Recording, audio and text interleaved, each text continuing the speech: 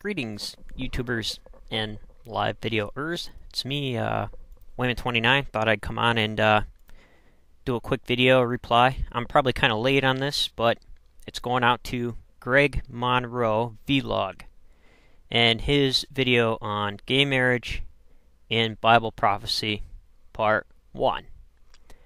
In his medium, he's pretty good as Bible ideas of Bible prophecy go. He has it pretty much down pat.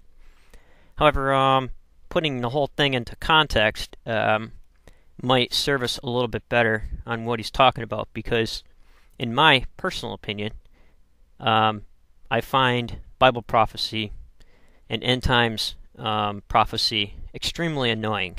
And I'll get to that on why I feel that way, because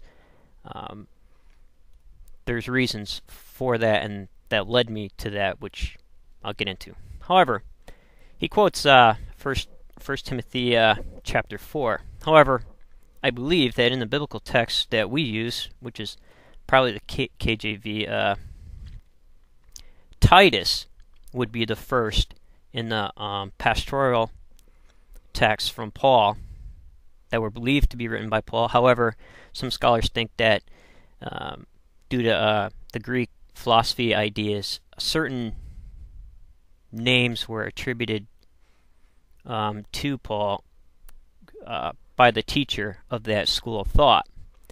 So, in the writing format, Titus would be first, 1 Timothy, and then 2 Timothy. So, they got it kind of backwards when they put it in here, according to some scholars. So, I'm going to believe that. And Timothy would fall between 60 and 66 AD.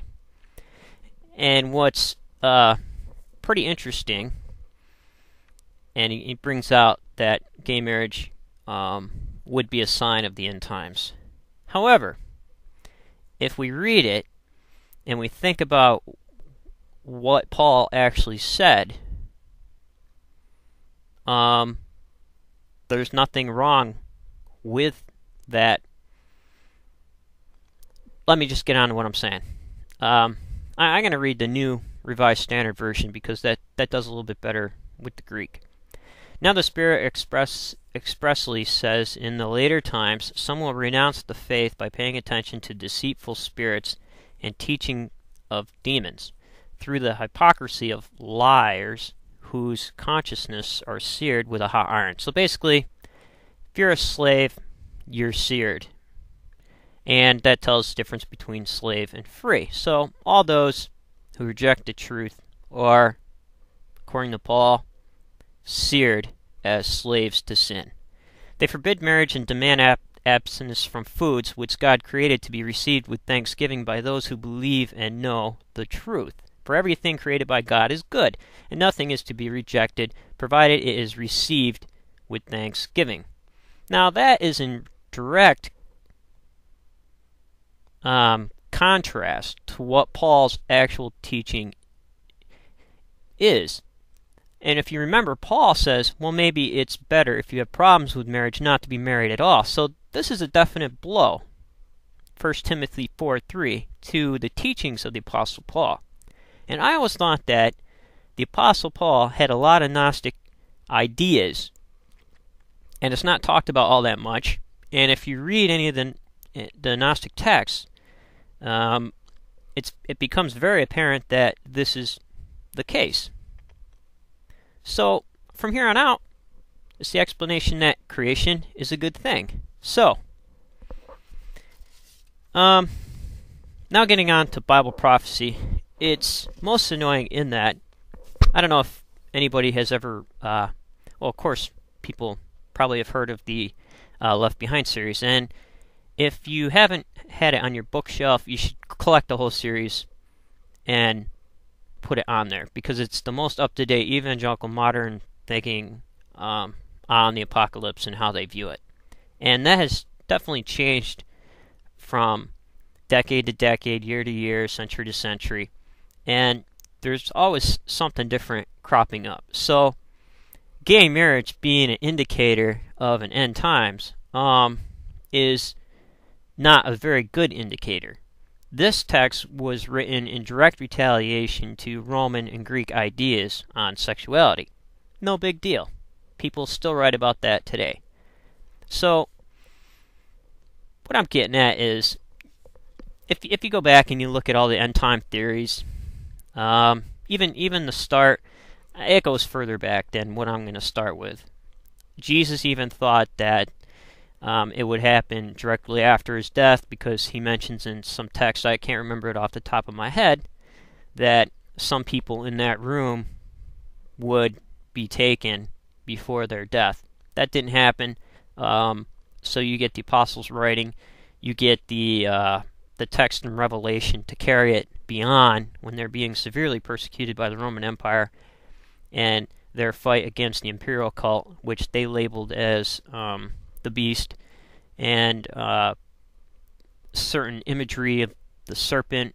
The plagues of the Old Testament were applied to the Roman Empire, where their oppressors were seen as 10 times worse. The worst of the worst of the worst of the worst plagues would be reserved for these people.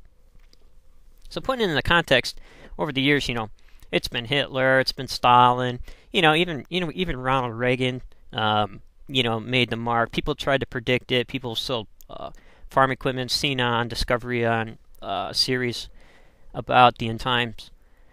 You have the Millerites, who I believe are now the modern day Seventh-day Adventist churches. Standing around looking up in the sky for 2 days, nothing happened, unfortunately. So we need to put all this into perspective, because almost anything that we fear could end up being a metaphor for the end of the world. And in that text to Timothy, if the world is good, it is in stark retaliation to that text to withdraw yourself from the world and make yourself pure and clean, because you know what? You end up holed up, like a David Koresh in a trailer with a gun. We're not coming out. And seen it way too many times. And a lot of times, even after the Scopes monkey trial, you had a lot of fundamentalists after that trial withdrawing from the world. They pulled their kids from all public schools.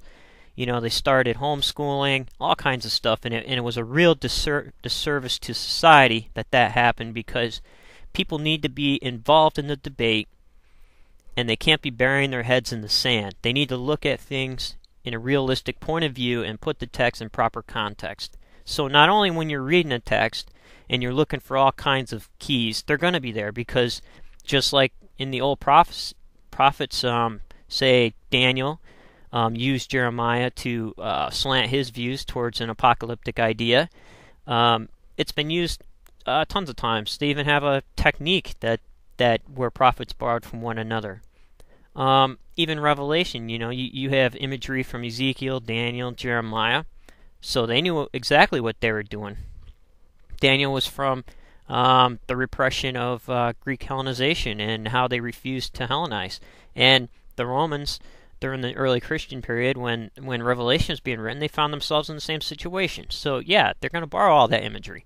And if you personally feel that the world is against you, it will be. And you can read through the biblical text and you can find such imagery, and you're going to use it just like everybody else did. And so that's my view on it. How many books have there been in the past? You have 88 Reasons Why Jesus Will Return in 1988.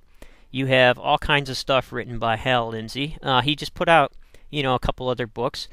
Late Great Planet Earth was awesome. And then he comes out with another one. After that's supposed to be New World Order, blah, blah, blah.